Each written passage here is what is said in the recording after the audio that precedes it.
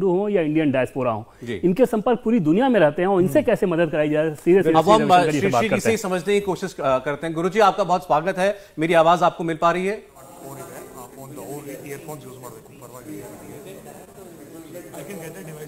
गुरुजी आप मुझे सुन पा रहे हैं? मैं इंडिया टीवी से सौरभ बोल रहा हूं। हाँ जी जी, नमस्कार नमस्कार। गुरुजी आपसे ये समझना चाहते हैं कि प्रधानमंत्री का आपसे भी कोई संपर्क हुआ इस बारे में कि कैसे यूक्रेन में फंसे हुए हमारे भारतीय नागरिकों तक कोई मदद पहुंचाई जा सके? आपका तो आपकी संस्था से करोड़ों लोग, लाखों करोड़ों लोग जुड़े हुए हैं, हर देश में आपको मानने वाले लोग हैं। हाँ जी, कल रात को देखिए 12 बजे हमारे प्रधानमंत्री जी का संपर्क हुआ। चिंतित है और उनके कहने पर फिर जो है काफी जो जगह जगह जहां जहां हमारे वॉलंटियर्स हैं उन सबको तो वैसे मोबिलाइज किए हुए थे, हम उसी काम में लगे हुए कल दिन भर। और वहां पर फिर हमारे भारतीय मूल के जो भी स्टूडेंट्स वहां पढ़ रहे हैं, विद्यार्थी, उन सब के लिए वहां अरेंजमेंट करने का पूरा हमारी टीम लगी हुई है। जैसे पोलैंड है, हंगरी है, रोमानिया, स्लोवेकिया, यूक्रेन, बल्गेरिया में और वेस्टर्न यूरोपियन कंट्री जैसे जर्मनी में, सब जगह हमने ऑर्गेनाइज किया है। पोलैंड में हमारा बड़ा स्थान है, आश्रम है, वहां पर लोग सब तैयार हो चुके हैं। वहां ऑलरेडी कुछ लोगों का आना भी शुरू हो गया है।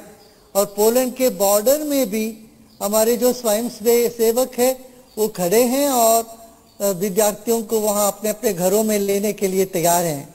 ऐसे ही अपना जो रोमानिया है और हंगरी है, बुडापेस्ट में भी पूरा तैयार किए हैं, रातों रात फिर हम लोग 500 बेड की सब अरेंजमेंट कर दिए हैं। देखिए हमारे देश में प्रधानमंत्री इतना एक उनके आवाज से मुझे को लग रहा था कि वो कितना पीड़ित है, कितने उनके भीतर एक देश के लिए, हमारे देश के जो विद्यार्थी बाहर पढ़ रहे हैं उनके लिए कितना दर्द है। वैसे देखा जाए हमारे देश के हर एक नागरिक चाहते हैं सब सही सलामत भारत लौट आए हैं। और भारत में मैं उनसे ये भी अनुरोध करूंगा कि विद्यार्थी जो माध्यम के जरिए घबराइए मत, मानवता आज भी जागृत है, जीवित है। यूक्रेन में भी हमारे बहुत संख्या में स्वयं सेवक है, वो सब लोग आपके साथ देंगे, आपको जहां पहुंचना हो पहुंचाएंगे। आप अवश्य संपर्क करें, जो नंबर्स हम दे रहे हैं उन नंबर पर आप संपर्क एस्टैब्लिश करें। पोलैंड के बॉर्डर में हो, चाहे रोमानिया के हो, हंगेरी में हो, इस सब जगह हमारी जो योग आध्यात्म परंपरा को मानने वाले लाखों लोग हैं और वो सब लोग अभी जुड़ गए हैं, तैयार हो रहे हैं कि रेफ्यूजीज को, शरणार्थियों को अपने साथ लेने के लिए। श्री जी, जैसा कि आपने बताया कि रात 12 बजे के लगभग प्रधानमंत्री का आपके पास फ़ोन आया था, अगर थोड़ा विस्तार से हम समझना चाहें कि आखिर प्रधानमंत्री की चिंताएं क्या थी, क्या क्या चीज़ कर रहे थे और क्या एक्सपेक्ट कर रहे थे आपके मार्फत, आपके ऑर्गेनाइजेशन के मार्फत कि उन सारी चीज़ों को वहाँ पर उपलब्ध कराया जाए, इसके बारे में थोड़ा विस्तार से बताएं। प्रधानमंत्री यही चाहते थे 20,000 लोग हमारे वहाँ सब जगह अटके हैं यूक्रेन में, उनके लिए रहने का, भोजन का सब व्यवस्था और वो सही सलामत लौट आए, इस पर उनकी बहुत चिंता थी, उनके मन में बहुत चिंता रही।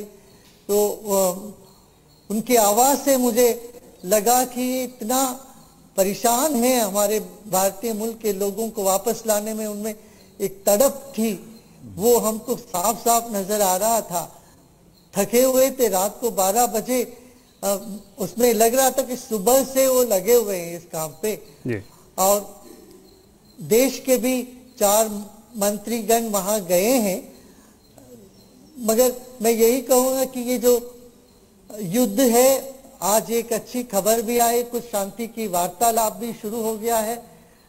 देखिए हम जब घबरा जाते हैं तो हम हाथ पांव नहीं चलता है, तो जब हमारे मुल्क के लोगों को ये मालूम पड़ता है, सारे देशवासी और देश के मुखंड प्रधानमंत्री जी और यहाँ देश के सभी लोग उनके बारे में चिंता कर रहे हैं और उनके साथ है, उनके लिए जो भी कर सकते हैं वो करने के लिए तैयार है, तो एक हौसला बढ़ जाता है जी।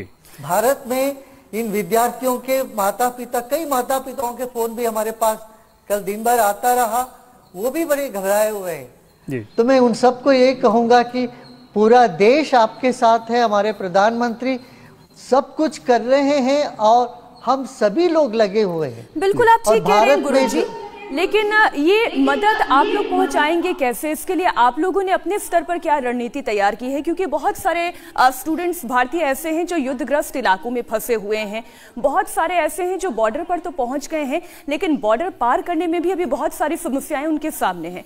आप कैसे मदद पहुंचाएंगे? देखिए, इसलिए हमने उनको हेल्पलाइन दे रहे हैं, वो लोग वहाँ कॉल करें तो वहाँ आसपास में जो लोग हैं उनको उनके पास भेजेंगे या उनको अपने पास लेंगे, सुरक्षित स्थान पर रखने की हम पूरी तरह से चेष्टा कर रहे हैं।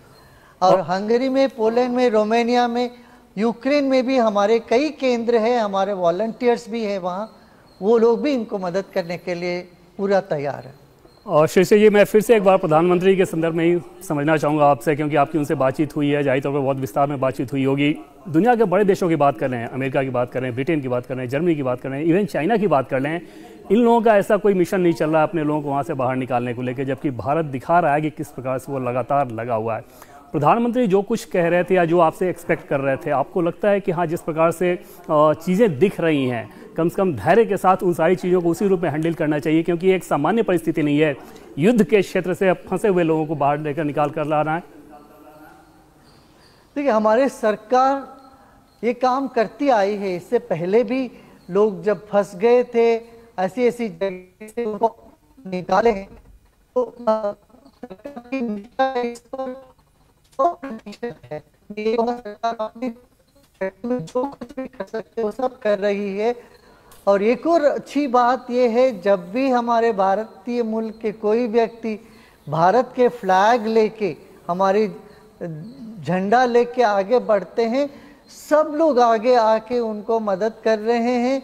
ये भी वहाँ पर विदित सत्य है, सभी लोग आगे आते हैं, इनको किसी भी तरह की कोई च्युति नहीं पहुँचे, ऐसे लोग देख रहे हैं।